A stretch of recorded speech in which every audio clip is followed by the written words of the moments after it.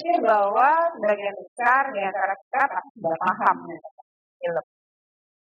Tapi ketika saya memposting acara itu lalu, kemudian ada komen dari teman tentang film is just a hoax, nothing more. It's just an entertainment. Terima kasih loh buat yang udah komen itu. Karena komen tersebut saya jadi tertrigger dan ngerasa bahwa ada sesuatu yang bisa saya sampaikan di sini. Dan bahwa film punya kekuatan. Komen tersebut juga membawa saya ke beberapa tahun belakang, sekitar tahun 2016, yaitu ketika saya bersama beberapa teman-teman produser tergabung dalam Asosiasi Produser Film Indonesia atau APROFI. Saat ini saya menjadi ketuanya. Dan bersama teman-teman kita memang sepakat bahwa APROFI atau asosiasi ini akan jadi think tank dalam perfilman Indonesia. Jadi kita bersama-sama berjuang memajukan beberapa hal yang penting menurut kita untuk film. Seperti media literasi penonton, capacity building dari filmmaker Indonesia, insentif pajak, kemudian sampai ketika kita bersama-sama mengeluarkan film dari daftar negatif investasi dan akhirnya keluar, walaupun masalah dan debat yang kita hadapi pada masa itu tuh cukup besar. Dan yang paling terasa adalah ketika kita harus berbicara dengan beberapa pejabat penting atau orang-orang penting dan berdiskusi tentang film, sebagian besar dari mereka berpendapat bahwa film hanya entertainment, film tidak penting. Apakah iya? Apa karena saya memang hanya subjektif saja karena saya terlalu passionate dengan pekerjaan saya ini? Terus terang memang saya suka sekali jadi filmmaker. Saya produser, saya juga akhirnya belakangan jadi penulis juga dan sempat mendirect juga. Ketika diajak bicara tentang film, saya bisa menggebu-gebu, bisa bersemangat sampai kadang-kadang lupa berhenti bicara tentang bagaimana kita bersama-sama tim menggali ide-ide yang provokatif, yang fresh, yang out of the box. Kemudian bersama sutradara dan writer kita bertiga bisa membahas skrip tersebut, membedahnya sehingga jadi menjadi shooting script. Kemudian bersama-sama kita mencari chief department yang tepat untuk menelurkan ide dan cerita dan harapan yang ingin kita sampaikan lewat film tersebut. Bercerita tentang behind the scene ketika kita syuting bersama-sama dengan ribuan kru, stay dalam satu tempat selama sekitar 1 bulan, 2 bulan, 3 bulan, dan kita jadi keluarga besar. Berjuang sama-sama panas dingin, berdarah-darah demi passion yang ingin kita sampaikan ini. Sampai pada saat produksi dan puncaknya adalah ketika filmnya selesai dan jadi dan bertemu dengan penonton. Memang menjadi satu kesenangan atau kepuasan hati buat filmmaker ketika film ini bertemu dengan penontonnya dan nggak perlu penontonnya itu bisa sampai berjuta penonton itu, tapi kebahagiaan hati kita ketika ada 1 atau 2 atau 3, 10 orang datang dan bilang bahwa dia pernah menonton film kita dan film kita berdampak bagi dia. Itu adalah kepuasan utama. Memang sejak awal saya masuk ke dunia film, saya memang memutuskan untuk membuat film-film yang berdampak. Jadi bukan film yang ketika selesai nonton dan menguap saja. Karena saya sadar bahwa film punya kekuatan, dia tidak hanya akan meninggalkan pesan, tapi dia juga akan meninggalkan pesan. Film itu mempunyai kekuatan yang luar biasa. Sebagai filmmaker kita punya tanggung jawab juga yang sangat besar, bukan hanya kepada kru dan cast atau investor, tapi kita juga punya tanggung jawab kepada penonton. Karena apa? Karena film punya power. Film memiliki soft power yang super power. Sedikit mengolah sedikit soft power itu diperkenalkan oleh Joseph Nye, seorang political science dari Amerika yang menceritakan bahwa Soft power adalah kekuatan persuasif yang bisa merubah pola pikir ideologi seseorang tanpa paksaan, tanpa kekerasan, dan tanpa uang. Beberapa negara yang menggunakan film sebagai soft power-nya, yang menjadi contoh yang sangat baik sekali adalah Amerika dan Korea Selatan. Amerika dengan Hollywood-nya, dia menggunakan film, memasukkan ideologi cerita ke dalam film tersebut untuk kekuatan nasional Amerika. Film-film seperti Superman, Rambo, Fahrenheit 9/11, kemudian Black Hawk Down, membangun citra Amerika yang positif dan membangun Amerika. Kita semua tahu South Korea dengan Hallyu atau Korean Maid-nya, dengan drama Korea dan K-pop-nya, mereka mentsunami dunia sejak tahun 90-an. Lewat ide-ide kreatif tersebut, mereka menggoncang dunia dan menjadikan South Korea satu negara yang mempunyai presence luar biasa. Mungkin pencapaian tertinggi dari South Korea adalah ketika Parasite memenangkan Oscar menjadi film terbaik berbahasa asing pertama dalam sejarah. Jadi terbukti bahwa film memiliki kekuatan dalamnya. Banyak sekali yang bisa kita ceritakan. Kekuatan tersebut membangun banyak sekali dan bisa membangun ideologi seseorang tanpa dia sadar. Bisa merubah ideologi dia ketika menonton film tersebut dan merasa bahwa karakter tersebut masuk ke dalam kita. Di dalam kita semua ini memiliki the light within us all. Kita memiliki kekuatan untuk bisa merubah dunia. Dan filmmaker memiliki kekuatan tersebut. Tapi apakah cuma sekedar bahwa film memiliki kekuatan dan lewat cerita tersebut dia bisa mempengaruhi orang-orang di sekitar kita? Bukan hanya cerita, tapi representasi dari apa yang akan kita tampilkan di depan dan di layar, di depan dan di belakang layar. Representation matters.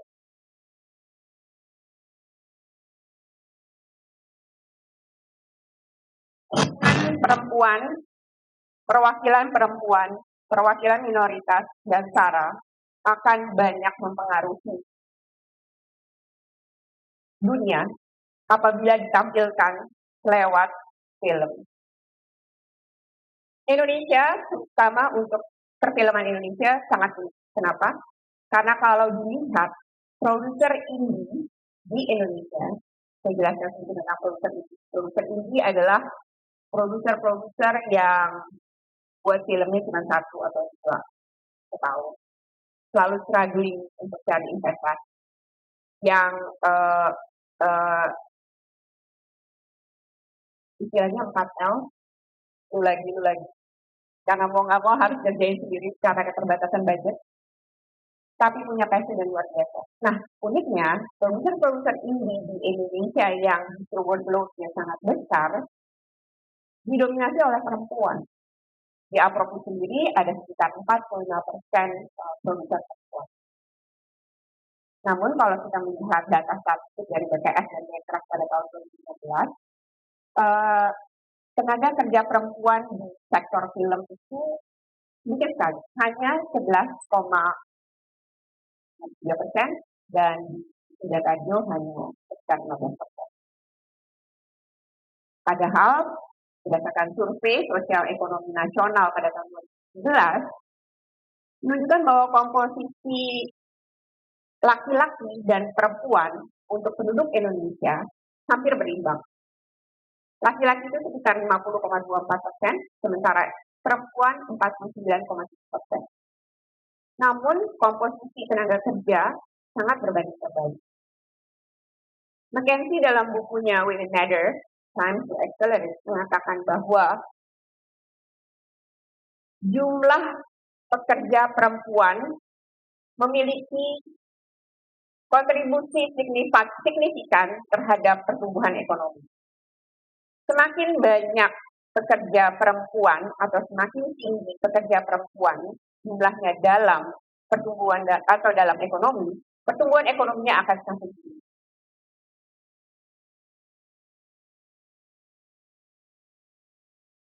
Kemudian apa pengaruhnya film dengan kompetisi tersebut? Film dengan kekuatan superpower yang bisa berubah pikiran membutuhkan lebih banyak lagi kehadiran perempuan di belakang dan di depan layar. Bayangkan seorang anak kecil yang nonton film astronot yang image-nya seperti dia. Kira-kira apa yang dibalik pikiran? Dengan film Black Panther, mungkin kamu pasti tahu film Black Panther. Film yang punya gross box office sampai 11 miliar US dollar worldwide. Powerful sekali. Kenapa? Karena dia adalah film pertama yang menghadirkan superhero berkulit hitam on screen. Black Panther juga jadi penting karena untuk pertama kalinya seluruh cast dan kru di belakang layarnya dari sutradara, motion cast-nya, krunya, produser, sampai hairstylist-nya adalah mereka yang berkulit hitam. Hingga Black Panther membentuk citra positif black color di Amerika, black people di Amerika. Contoh lain adalah film Gravity ketika Sandra Bullock. Film tersebut adalah film pertama yang menampilkan saintis dan astronot perempuan. Di Indonesia banyak sekali film-film kuat. Salah satu film yang saya produseri, saya juga turut menulis itu adalah film Wiro Sableng rilis tahun 2018. Cerita sedikit itu Wiro Sableng adalah film yang dibuat berdasarkan adaptasi dari suatu cerita silat yang ditulis oleh Bastian Tito pada tahun 80-an. Kemudian ketika kita memutuskan untuk merilis Wiro Sableng di tahun 2018, kita memasukkan beberapa ideologi kita dan usaha kita untuk menampilkan pemberdayaan perempuan. Banyak sekali pendekar-pendekar perempuan yang sikap ini secara sadar dan punya pesan yang hadir di situ. Misalnya Munya Wiro, Wiro Bener, Putri Rara Murni, dari Angin Timur, dan Anjing. Berdasarkan cerita aslinya, Anjing adalah seorang pendekar, namun cita-citanya waktu itu hanya ingin dilamar oleh Wiro.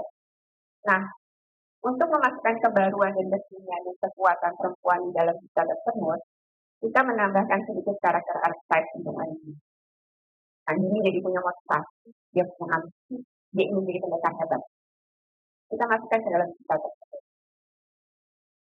Kemudian juga ketika kita merilis Wiro Sableng, kita mensupport dia dengan promo-promo yang kita sentuh lagi dengan pemberdayaan perempuan. Kita buat tutorial, self-defense tutorial dengan karakter Anjing tersebut. Wiro Sableng yang komedi dan targetnya adalah anak-anak, jadi punya sangat impact yang besar karena Wiro masuk ke dalam top 10 box office tahun 2018. Salah satu impact yang bikin kita sebagai kreator jadi terharu adalah ketika kita roadshow dan keliling daerah, banyak anak-anak kecil perempuan yang pakai baju ungu, which is bajunya Anjing, dikepang-kepang, gitu ya. Terus datang, itu minta foto sampai Sherina Munaf yang memerankan Anjing dan bilang, saya pendekar juga. Terus udah gitu, banyak banget anak-anak perempuan yang di studio bioskop itu guling-guling di karpet gitu. Karena dia bilang saya pendekar, saya berdaya juga. Hal-hal kecil kayak gitu adalah membuktikan soft power dan skill. Ada lagi film yang kita buat yaitu Tabula Rasa yang kita rilis di tahun 2014. Tabula Rasa ini menceritakan tentang seorang anak Papua yang bertemu dengan emak yang berdarah Minang. Emak di sini digambarkan sebagai entrepreneur berdarah Minang yang sangat sangat. Dan di film ini pun kita tidak hanya bercerita tentang pemberdayaan perempuan, tapi juga keberagaman tentang Bhinneka Tunggal Ika, bagaimana seorang anak Papua bisa bertemu dengan emak dan berdarah Minang, dan akhirnya begitu sahabat menceritakan Indonesia sesungguhnya. Karena itulah maka penting sekali film ini karena dia mempunyai banyak kemampuan untuk merubah sesuatu. Tabula Rasa sendiri contohnya adalah ketika pada waktu dia dirilis tahun 2014, KBRI London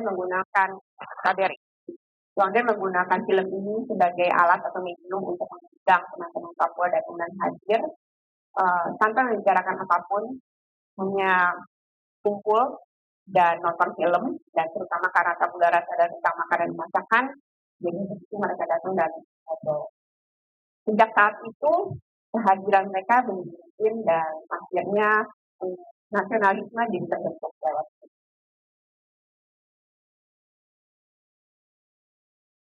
film jadi penting. Apa yang dibawa dalam film di layar dan di belakang layar bisa menjadi positif, tapi juga bisa menjadi negatif. Contoh yang tadi saya sebutkan adalah contoh.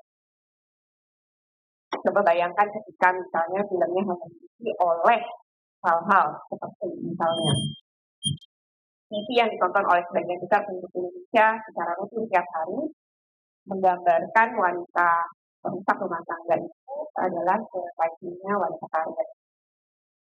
Seolah-olah wanita mandiri itu tidak, atau stereotyping beberapa suku atau ras yang digambarkan secara salah.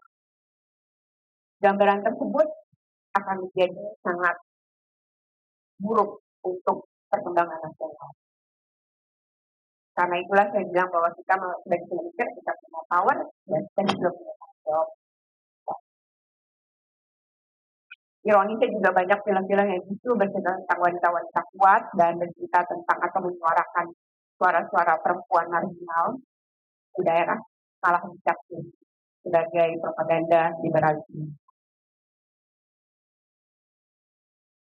Film karakter di dalamnya itu dapat mempengaruhi cara hidup seseorang, cara seseorang memandang dirinya sendiri, dan cara orang tersebut memandang orang lain. Karena itu representasi perempuan, minoritas, dan keberagaman cara dalam film harus ditampilkan secara tepat. Penggambaran yang salah, stereotiping yang salah, misalnya hanya pemalas, kriminal, oversexualize, bodoh, akan terus menempel kepada si penonton tersebut. Karena itu film dengan kekuatan soft power-nya akan menjadi sangat krusial. Saya percaya bahwa film bisa mengubah Indonesia menjadi lebih baik, dan sehingga keberagaman yang ditampilkan di layar tersebut membuat Bhinneka Tunggal Ika bukan hanya sebagai semboyan, tapi menjadi way of life dan cara kita berpikir dari orang Indonesia.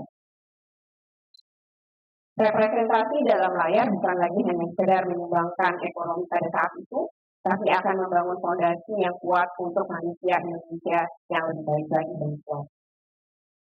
Filmmakers are blessed with that power to change. Karena itu, saya akan terus berusaha untuk memproduksi film-film baik, film-film yang punya makna, dan bertekad untuk terus menghadirkan keberagaman dan kesetaraan baik di depan ataupun di belakang layar. Saya percaya itu. PR kita di industri perfilman Indonesia masih banyak. Kita masih perlu melakukan banyak hal.